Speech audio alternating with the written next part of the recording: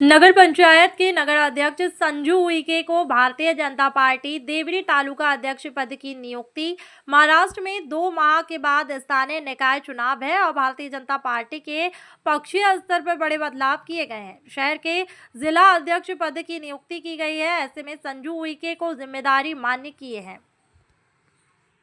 गडचिरोली जिल्ह्यासाठी साधारण 8 ते 10,000 कोटीचं जे आहे काम आणली. मग ते ब्रॉडगेज असो, एग्रीकल्चर युनिव्हर्सिटी असो, गोंडवाना युनिव्हर्सिटी असो, देवरीमध्ये पण बरेच इन्फ्रास्ट्रक्चरची कामं आणली. एज्युकेशनल दृष्टिकोनातून किंवा एकात्मिक जो प्रोजेक्ट आहे तो आणला आणि बरंच काही त्यांनी सुरजागडचा प्रकल्प असो किंवा बरेच मोठे प्रोजेक्ट आणले. त्या अनुषंगाने तुम्ही कसं बघता? नेतेसाहेब मागील 10 वर्षापासून खासदार होते आणि त्यांनी आदिवासी समाजाकरिता चाहे मग प्रकल्प अधिकारी, प्रकल्प ऑफिस देवरी असो, गोंदिया असो व गडचिरोली असो, त्यांनी अनेक असे योजना आणि त्यांच्यासारखा मतदारांना व त्यांच्यासारखा व्हिजिट करणारा खासदार आतापर्यंत आम्ही बघितला नाही आहे. आताचे सध्याचे जे खासदार आहेत त्यांची परिस्थिती जनसामान्यांना माहिती आहे आणि आमचे जे माननीय अशोकजी नेते होते ते 2 रेजिम म्हणजे 10 वर्षाचा कार्यकाळ त्यांनी खासदार म्हणून अनुभवलेला आहे आणि आत्ताही आमचे खासदार साहेब जे माजी खासदार आहेत ते आताही जनसंपर्कामध्ये काही कमी नाही आहेत आणि त्यांनी अनेक योजना इन्फ्रास्ट्रक्चरमध्ये देवरी आमगाव विधानसभा क्षेत्र गडचिरोली लोकसभामध्ये येतो आणि अनेक योजना त्यांनी राबवलेल्या आहेत आणि इन्फ्रास्ट्रक्चर असो, शेतकऱ्यांसाठी असो, आदिवासी समाजाकरिता असो, त्यांनी असे अनेक योजना राबवलेल्या आहेत आणि गडचिरोलीमध्येही राबवलेल्या आहेत.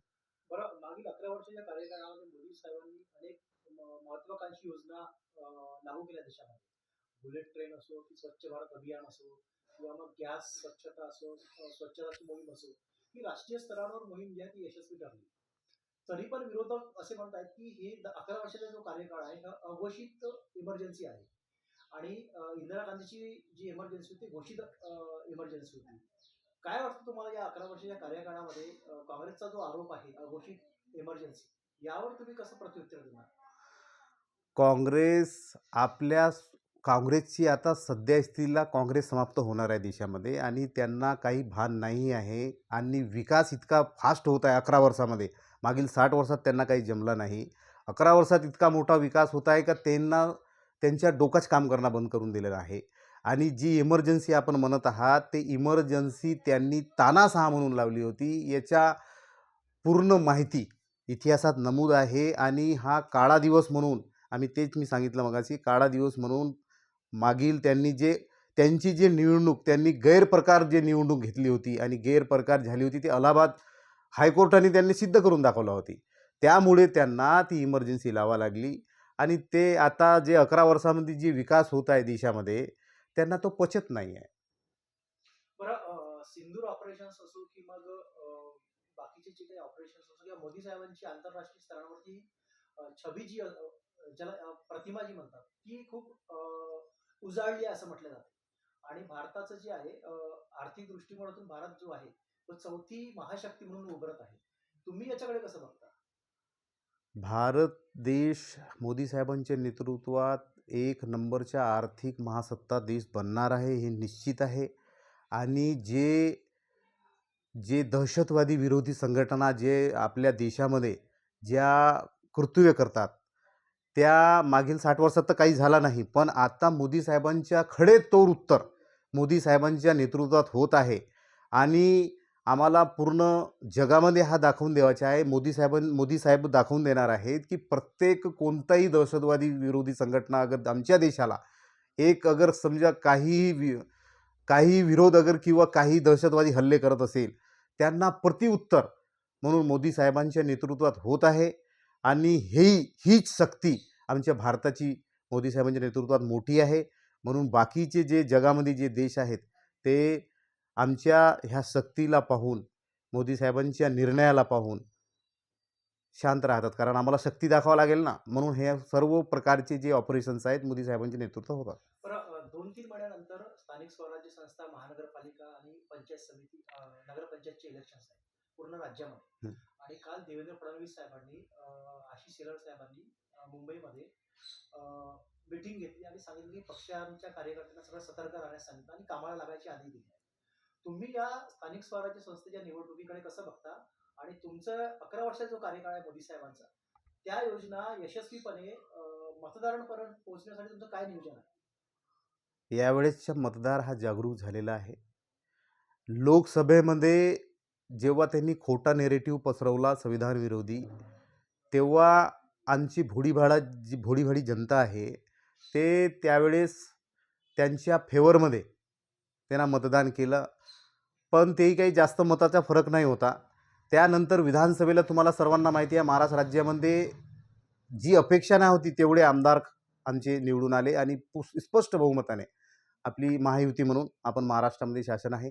आणि ह्याच अनुषंगाने जे 11 वर्षामध्ये जितके सारे लोक उपयोगी योजना, चाहे आदिवासी, शेड्यूल कास्ट, ओबीसी सर्व समाजाकरिता जी योजना राबवण्यात आली, ते योजना सर्वपरी मिळालेली आहे, सर्व लोकांना मिळाली आहे. सर्व जनसामान्य यातना सुखावलेला आहे आणि सर्व शेतकरी असो की सामान्य माणूस असो, सर्व सुखावलेला आहे. आणि निश्चितच ह्या नगरपंचायत नगरपालिकेच्या निवडणुकीमध्ये त्याचा फायदा आणि आमचे जास्तीत जास्त आमच्या निवडणुकामध्ये नगरपालिकेच्या निवडणुकीमध्ये निवडून येतील अशी मला अपेक्षा आहे.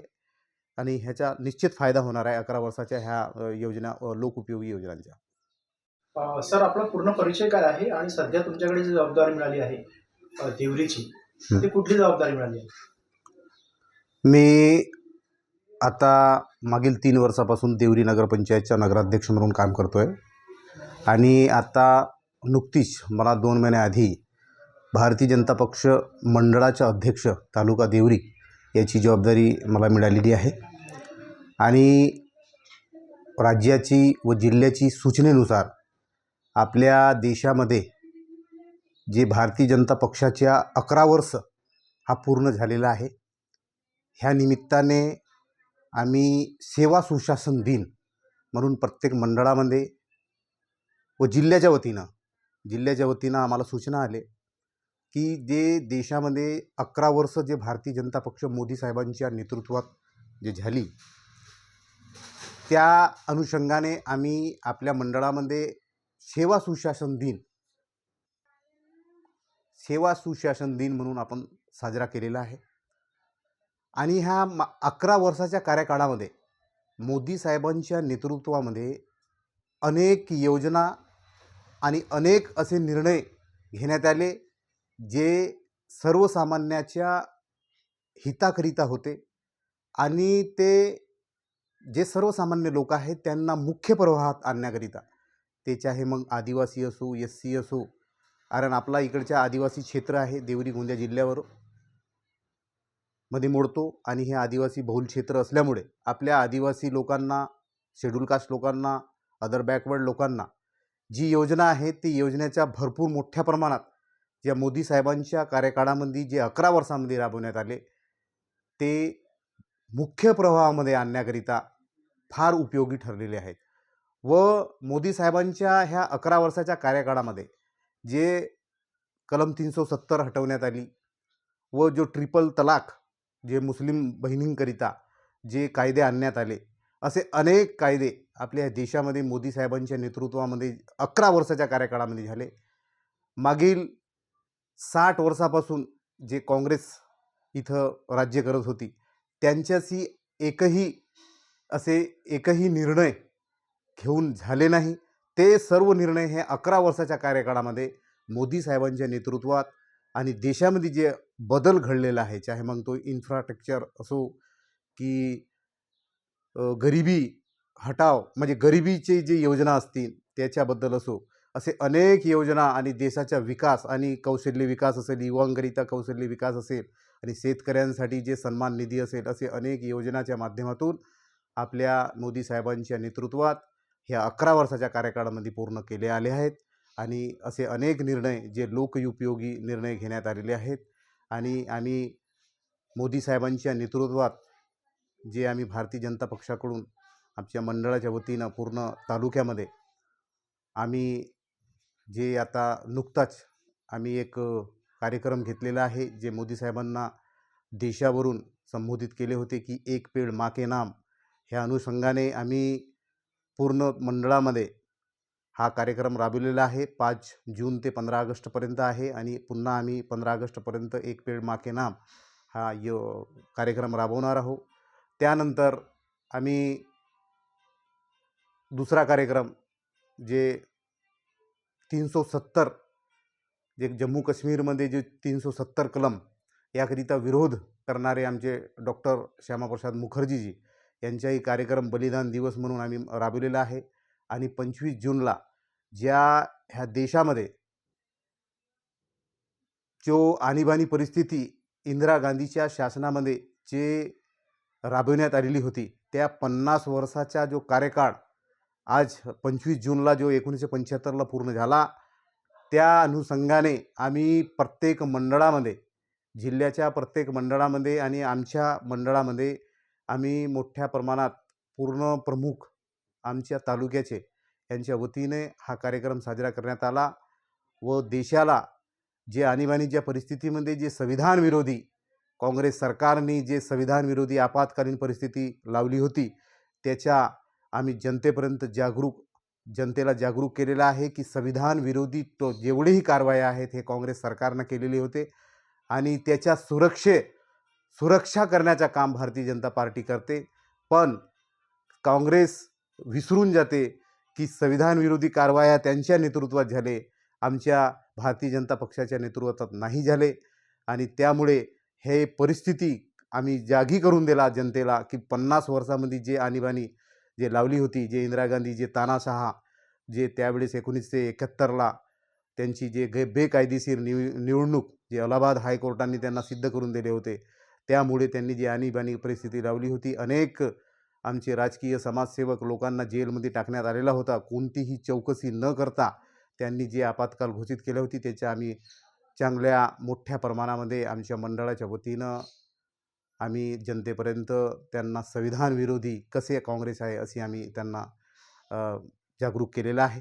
बरं, या 10 वर्षाच्या कार्यकाळामध्ये